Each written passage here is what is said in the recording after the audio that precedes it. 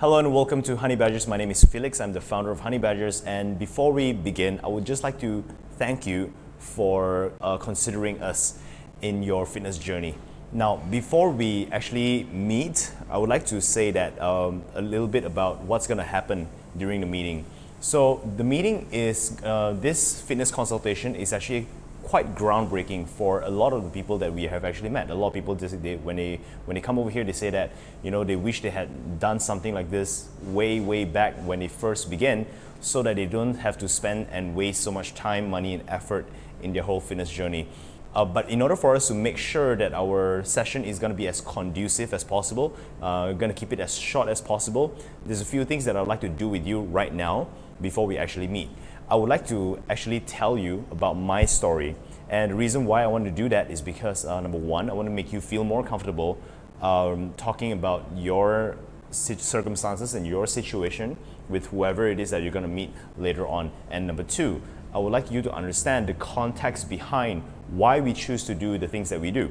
Because a lot of things that you're going to see over here is very weird. Because outside you're going to see a lot of methodologies out there that gives people exactly what they want, or fun fitness, burn fat, and all those things. What we do here is about 180 degrees different from what other people do. So if you come here without understanding why we do what we do, whatever features and benefits that we're going to talk about is not going to make sense to you. So to provide context, my story and my background is very, very important. And then from there, I want to actually share with you the 4 overarching principles, or the 4 overarching strategies that we use at Honey Badgers to get our clients to see results as fast and as sustainable as possible. And at the end of this video is going to take however long it's going to take. So I want you to really get comfortable, get a pen and paper if you want to actually start writing down points and or questions that you might want to ask us when we actually meet. Okay, so I'm going to start by first telling you about my story. It's quite a personal story, and my background. I started about 12 years ago. 12 years ago, I was a fat kid. I was fat all my life, and growing up as a fat kid, I've kind of like grown to hate myself, not quite like the way I look. I don't have a lot of confidence. I had braces. I have a lot of pimples covering my face, and very fat.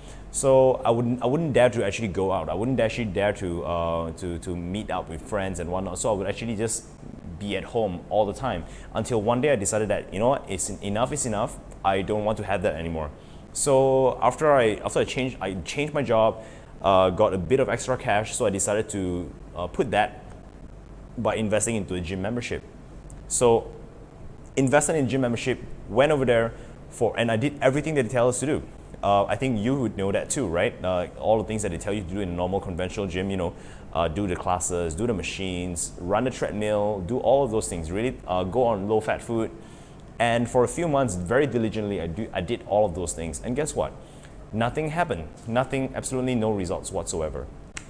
So I knew then that there is definitely a gap between what I know that might work and what I do not know. So there's a huge gap of what I do not know about fitness. So I decided to go and learn and study.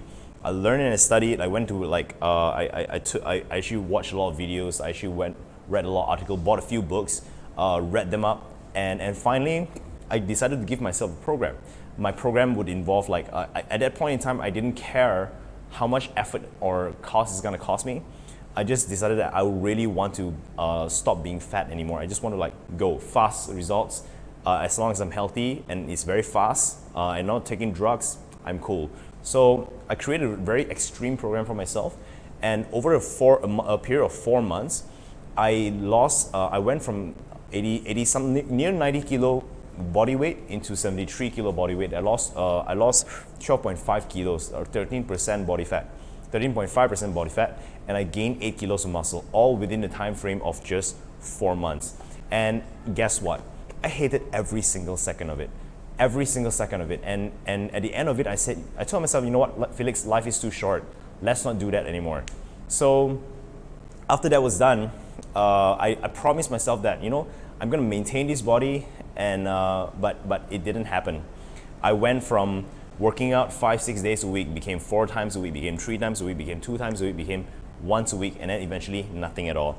My cheat days went from one day, once a week, became twice a week, became 3 times a week, and eventually every day is a cheat day. And 1 year later, 1 year after my first initial 4 months massive transformation, I gained back all of the weight that I have lost. And I still remember it was a very embarrassing situation because at that point in time, I was already a certified personal trainer working at one of the big commercial gyms. So it is a very embarrassing thing to be a fat personal trainer in one of the gyms, you know. So I decided to put myself through another transformation, another 4 months, got my abs back again, and happy with myself, and I got fat again after a year. And I would lose all the weight just to regain them, lose all the weight just to regain them over and over and over and over again. And this whole situation would actually last for 8 years. For a period of 8 years, my weight went up and down 10 times. And it all came to a head when I first started Honey Badgers right here. And I still remember it was one of the most depressing things in my life because I own a gym. I live next door to a gym, and I know as much as anyone would need to know about transformation. So despite my knowledge, despite my time, despite my ability to access a gym, and despite my close proximity to the gym, none of it actually mattered because I couldn't use it. Every time I think about like picking up a barbell to just exercise, I feel like I want to vomit. I feel like I had to force myself so hard just to do one workout. And as you might already guess, it didn't last. So, so with the new pressure, all of the stress happening in my new business and everything, I just completely lost it. So for 6 months, I didn't work out whatsoever, and I didn't take care of my food whatsoever. I would have so much stress and anxiety and felt so depressed that I wouldn't be able to sleep until 3-4 a.m. in the morning. So what I would do at the end of every day at around 11 p.m., that's when my work ends, I would actually go to McDonald's, you know, buy a set, spike my Coke with vodka, and eat so that I can go to sleep. And then the next day I would wake up with a hangover. So guess what I would do? I would actually go to Starbucks and get a venti frappuccino and sip on it just to wake myself up. 6 months, this became my lifestyle. It became an alcoholic, fat again. I felt completely invalidated because it feels like I had multiple certifications. I had a gym. I'm more than qualified to train myself, but I couldn't. And it wasn't until I found a coach for myself that I finally figured out what was wrong. See, a lot of the times you might be thinking that what's stopping you from seeing results or being consistent might be time or money or not enough motivation or discipline.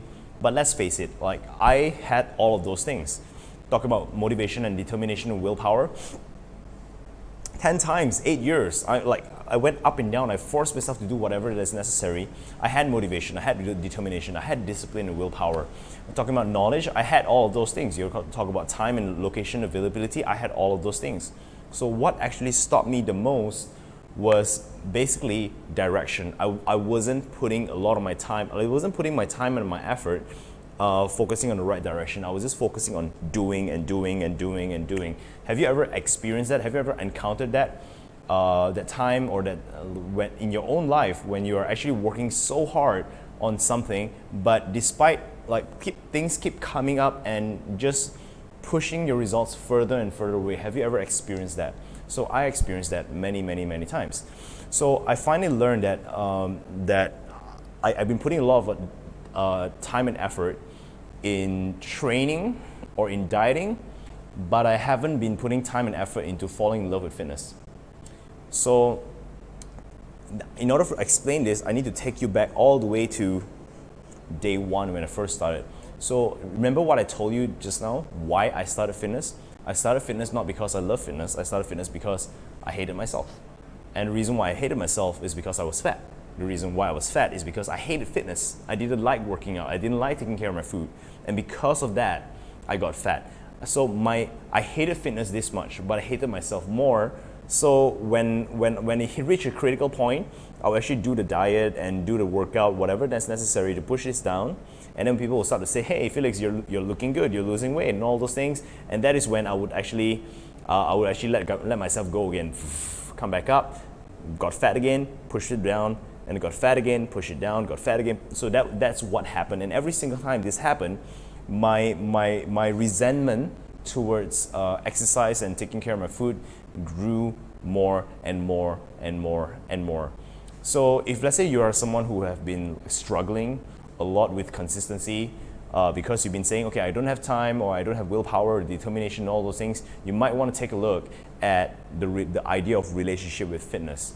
So aside from that, there is actually a lot more things that I want to share, but this whole story, there's quite a number of things that we can learn. And all of the lessons across all of my experience and knowledge in fitness is extracted into 4 major pillars of strategy when it comes to our application to our client. So the first thing first is called build to burn. Okay, so build to burn is the idea that you don't work out to burn fat, you work out to build. Okay, so you might be wondering, like, build what? But before I go there, I want to ask you a question. Most of the time, when people talk about exercise, they're talking about exercising to burn calories, right? So what if I tell you that that is the most inefficient way to burn calories ever, unless you're able to work out like 3 times a week minimum? So the reason why I want to say that is because as a beginner, when you go out and when you have your when you go and do a workout for 1 hour, maybe you'll be able to burn like 400 calories. 400 calories is actually nothing, because like you take 1 hour to burn 400 calories. You spend 1 hour in the cardio or in the training room, or doing a class or whatever it is. You can regain all of those things by spending 10 minutes in a mama. It's pretty easy. So you can never outrun your diet. So what do we do? If let's say working out to burn calories is very, very inefficient, what do? We do the opposite instead. We can actually do workout to build. So build what? Build 3 things. Building your basal metabolic rate, your work capacity, and your durability. So I'm going to demonstrate for you right now. You may still have doubts like, what is Felix talking about? But I'm going to demonstrate to you and compare it side to side, and you will see what I mean very, very, very soon. So the first thing is this. First thing is building a basal metabolic rate. Basal metabolic rate represents how much calories you burn on a daily basis when you do absolutely nothing. Okay?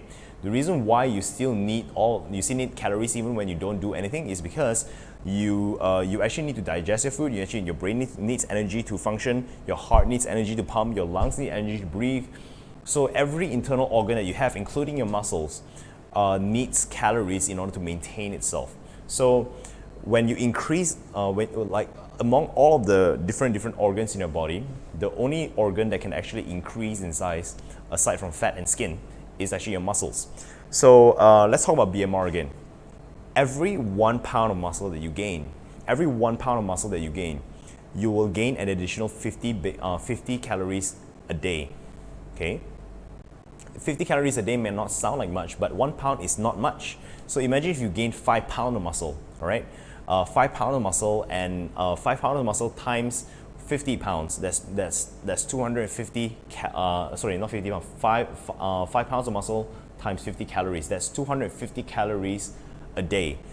200 calories, 50 calories a day extra times 30 days, that's actually 7,500 calories. That's a lot of calories, because 1 kilo of fat is only 7,700 calories. Can you compare how much you would have had to work in order to burn the same level of calories? You would have to work out 19 hours, right, just to burn the equal number of calories as compared to someone who already has that 5 pounds of muscle extra. So basal metabolic rate, increasing your basal metabolic rate so that long term you'll be able to burn a lot more calories as opposed to just short term. And when you do burn type exercises, that is never going to happen. You will only burn, you will not build anything. So BMR is the first thing that we want to build. The second thing that we want to build is your work capacity. Work capacity represents how much work your body can produce within a given amount of time. So as a beginner, when you work out, you may be able to burn 400 calories. But if you focus on increasing your strength and increasing your muscle, over a period of time, you'll be able to produce more work within the same amount of time, as opposed to just increasing your stamina. So what do I mean by that? So imagine two person, one person, both of them work out, both of them same height, same weight, everything same except different strength. Both of them do the exact same thing over a period of 1 hour. They both do squats. But one person is doing squats with a body weight, another person is doing squats with additional weight on the back. After 1 hour, both of them are exhausted. But the person who is stronger and lift heavier will be able to burn a lot more calories than the other person who didn't carry anything extra. So increasing your work capacity will allow your body to be able to burn more calories every single session, incrementally, bit by bit, every single time you work out, as opposed to burn type exercises where you burn the exact same amount of calories every single time. So second thing is work capacity. The third thing is durability. Durability represents how much damage your body can sustain before failing. So with regards to external damage, we are talking about things like falling down, tripping, knocking over something. You know, when you do build type exercises, you gain better strength. Your bone density increases, your joint becomes stronger, and in terms of resistance against internal damage, it is scientifically proven, that it lends a lot of resistance against things like diabetes, osteoporosis and arthritis, your degenerative diseases such as Alzheimer's and Parkinson's and so on and so forth. So there's a lot of things that you can get from build type exercises, but burn type exercises is actually not so much. So why is it that everyone is just so obsessed with burning calories in the gym? It doesn't make sense. So unless you're telling me that you can work out like 3 times, 4 times, 5 times a week, then by all means go pure burn. So that is the case I make about thing. You have actually a clear winner. On if you continue to burn, you focus on burning, the amount of you're shortchanging, like every single year, the amount of calories that you can burn every day drops. When you focus on build every single year, the amount of calories you can burn builds over the long term. So keep your eyes on the long term as opposed to the short term. That's the first overarching strategy. I'm going to name it again. It's called build to burn. We're going to build your BMR, your work capacity, and your durability. So that's the first thing. The second thing that we want to focus on is actually we want to talk about nutrition. Okay. So in terms of exercise, we want to build to burn, not work to burn. Okay. The second one is in terms of nutrition. Nutrition, we actually want to talk about like habits, because I want to point out something very, very clear first before you even come here. Diets don't work. Like meal plans is not going to work. The reason why is because when you talk about diets or meal plans, it implies automatically that you have to abstain from things, and therefore you need to tap into your willpower and motivation and all those things, which is very, very short term. You can hold for like 3 weeks, 4 weeks, maybe 2 months, maybe 6 months. Like myself, it's 4 months. But it's not gonna be able to sustain you for the long term. So instead of figuring out like, hey, what's the meal plan, or give me the diet plan, you gotta focus on building habits incrementally, and that is what we do over here in terms of nutrition. We actually talk about high value habits, right? High value habits. So what do I mean by that? Not all nutrition habits are created equal. Okay, so between, let's say, cutting sugar and cutting fat, all right? Cutting sugar is actually going to give you better benefit than cutting fat. Subjective to change, but most of the time, cutting sugar is going to give you better benefit than cutting fat. Cutting sugar versus cutting carbs. Cutting sugar is going to give you better benefit than cutting carbs. When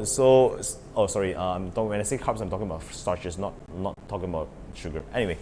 There are high value habits and there are low value habits. So a lot of the times when people are talking about diets, things like being a raw vegan, things like keto diet, intermittent fasting, all those things are actually in fact low value habits. So over here in HB, we have identified, in terms of nutrition, 15 most valuable nutrition habits arranged in order of priority. The ones which will give you the best results at the least amount of effort is rated number 1. The one that has lowest is rated 15. And let me tell you this, keto diet, intermittent fasting, raw veganism, all these things doesn't even make the top 15 list. Okay, so I'm gonna share with you the 5 most valuable habit first, and you can actually tell me later on like which of these are you currently already doing. And I want to say this, I just want to say this very very clearly that unless you do these 5 things, any other nutrition habits that you keep on adding after that is not gonna work as well as you think it might. It might be very very inefficient. So number 1, okay, I'm not gonna go into the details, but I'm just gonna tell you the first 5 things. Number 1. Drink enough water. Just drink enough water. Like your body needs water to actually burn fat. Your body needs water to build muscle. Your body needs water to produce the hormones that is needed to do anything. So you got to drink enough water. Number 2, you got to eat slowly, right? So why? Because it takes up to 20 minutes for your brain to register that there's actually food in your stomach. So if you eat too fast, by the time you finish eating and you feel full, you are actually not full. You're actually overly full. Does that make sense? So that's number 2. Number 3 is stop eating at 80% full.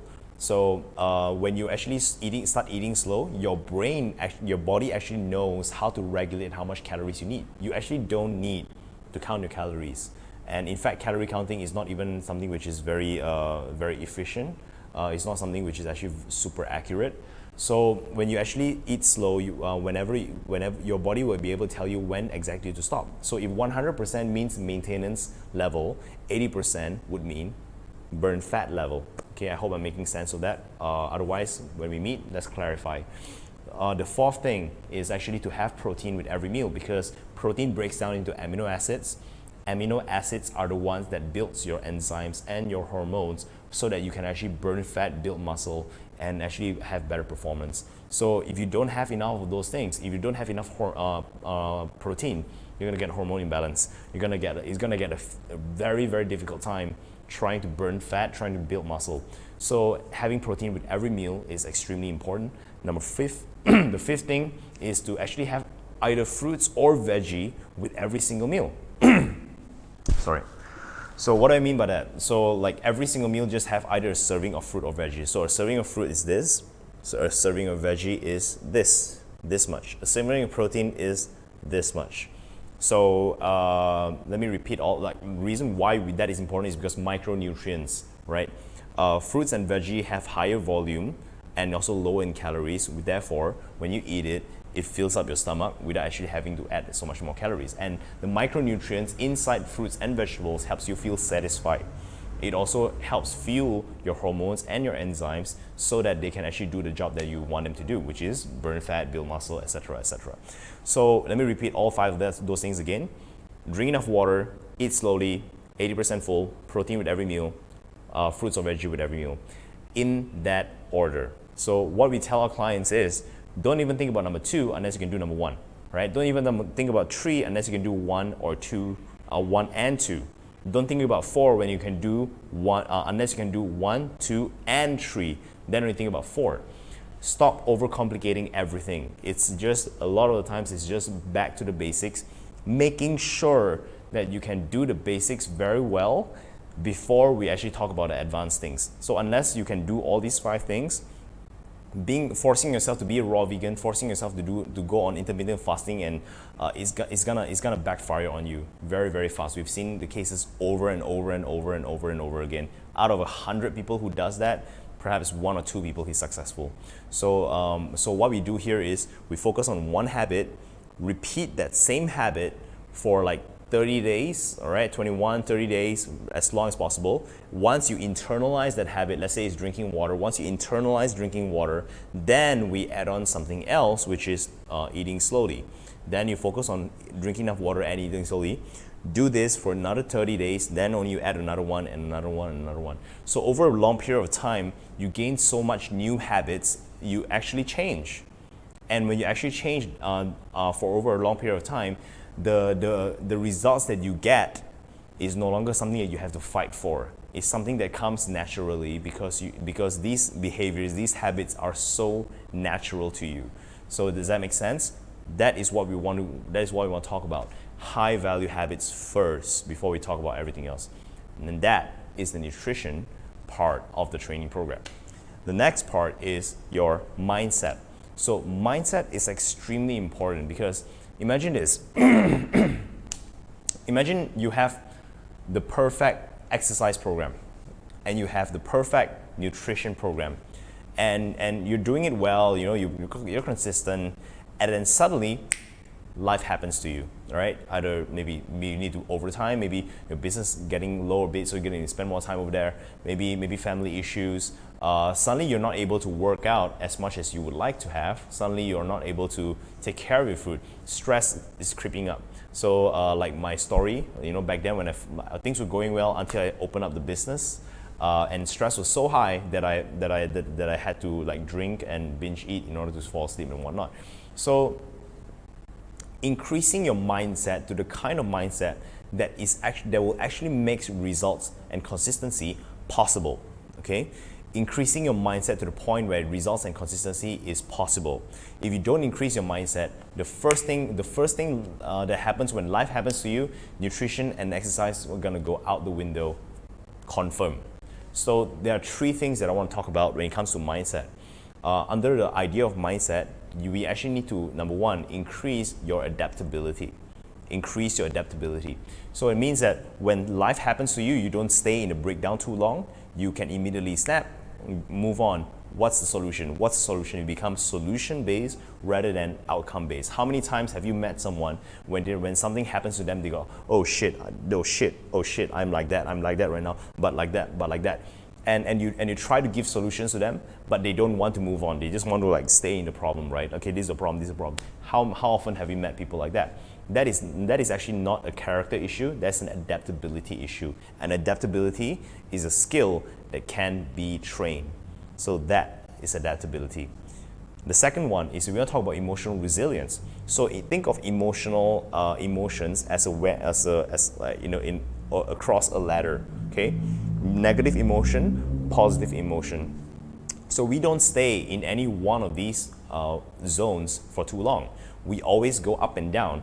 All right, we also always go up and down when we enter. When we start the day, maybe here, and then got scolded by someone, maybe here, and then traffic jam might be lower and whatnot. So the idea of emotional resilience, it all applies to means that you are able to move up, bounce back from a bottom position. All right. So I have a friend, there was one time, like a few days ago, I met him, and he was actually opening up a marker to refill. He opened it up, and this happened during a business training, and the ink from the marker spilled all over his brand new suit. Now, for most people, they're gonna have a very, very bad time. They're gonna have a very, very bad day, because they're gonna have a very difficult time bouncing out from that negative emotional state. He looked at it for like 5 seconds. He got and changed, came back to the training room, and he had a great day. Is it a wonder then that this friend of mine is successful? So being able to bounce back from a negative emotional state, that is emotional resilience. So that is the second thing. The third thing is actually your capacity for stress. And what do I mean by that? So there are two ways people normally handle stress. They either avoid stress, which is in like avoiding responsibilities, which doesn't work, or they would focus on managing stress. So managing stress means what? Okay, I'm stressed. Let's go out and take a walk. Okay, that didn't work. Let me take a cigarette. That didn't work. Let's go out with friends and drink. Nope, didn't work. Let's binge eat. Didn't work. Let's do drugs. Didn't work. You get what I mean? So like managing stress can be a very healthy activity, but it can also go to the other end of the spectrum. So, but notice this, something which is very interesting over here.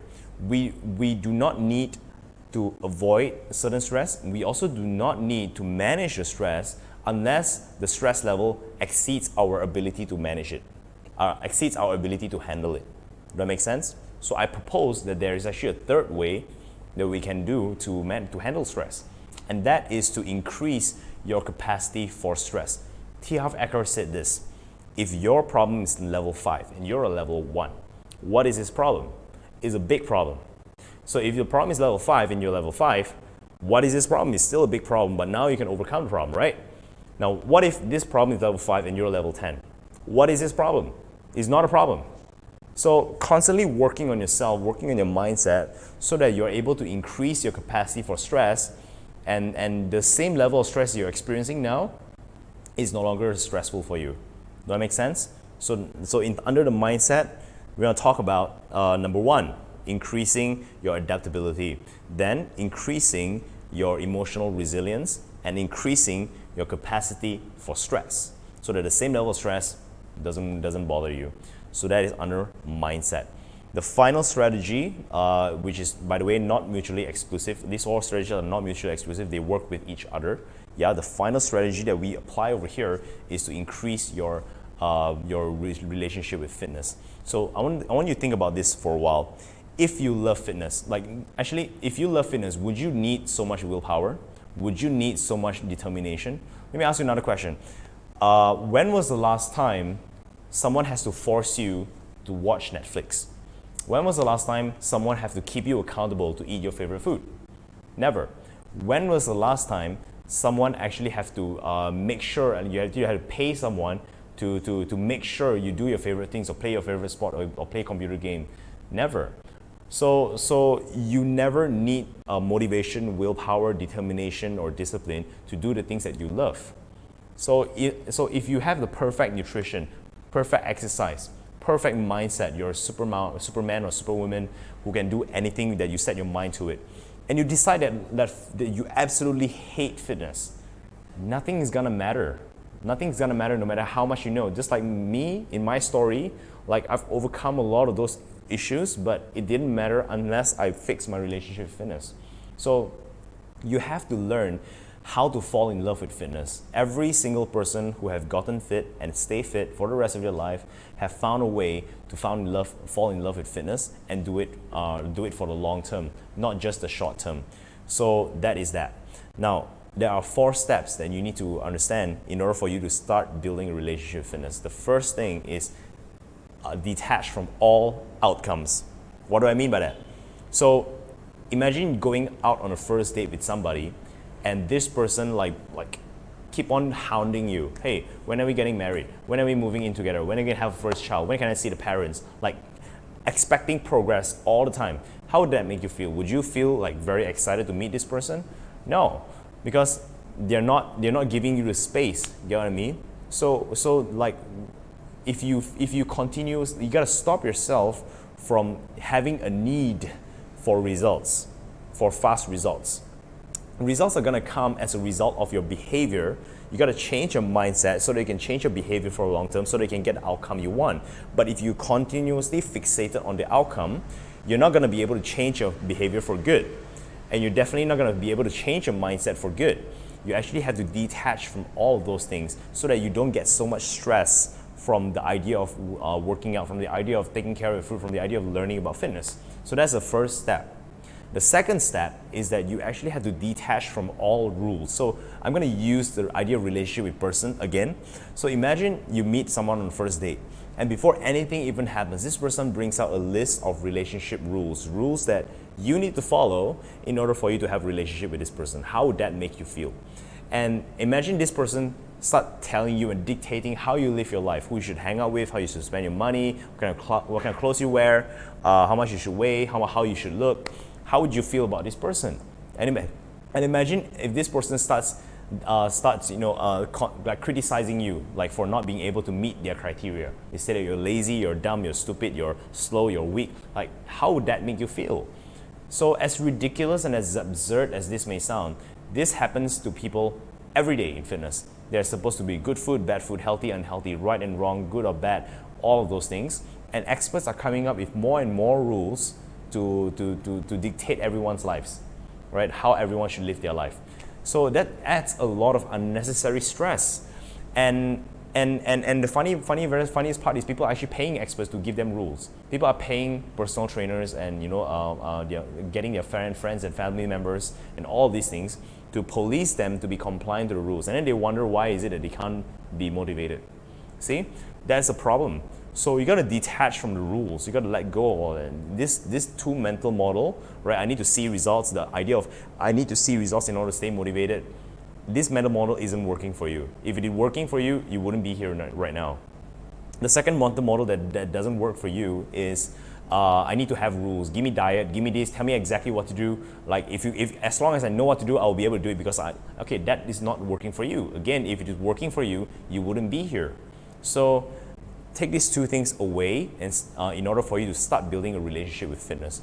Now the third step is a very important step. The third step towards building relationship fitness is actually to learn what is so cool about fitness. So you ask someone who hates vegetables, hey, what do you hate about vegetable? They will say this much. This is a list, long list of things that they hate about vegetable. If you ask them, what do they love about vegetable?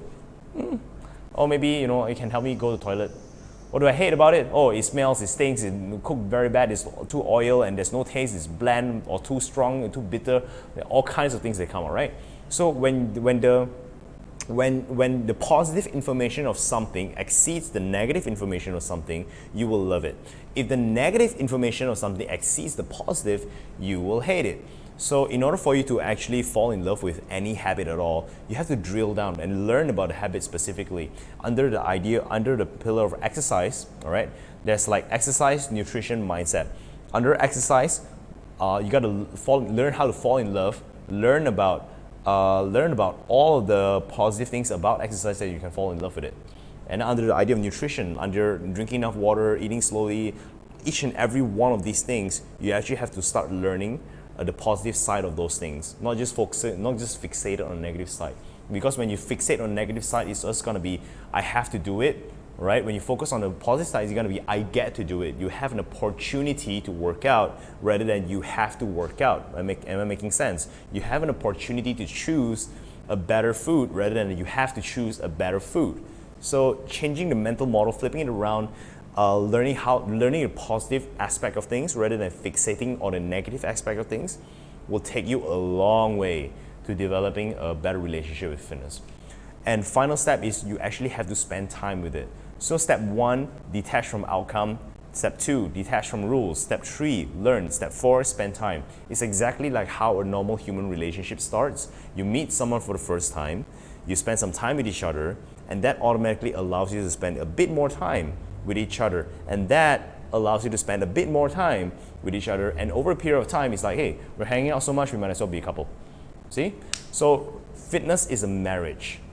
Unless you love the other party, you're bound for a divorce. So you got to learn how to fall in love with fitness. So let me recap all the 4 strategies. Strategy number 1, exercise, built to burn, not work to burn, okay? Strategy number 2, nutrition, high value habits. No diet.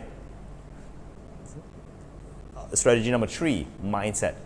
Increasing your adaptability, your emotional resilience, and your capacity for stress. Step number 4, relationship with fitness. Strategy number 4, relationship fitness. Improving your relationship fitness so that you stop using your willpower and determination to take you through your journey.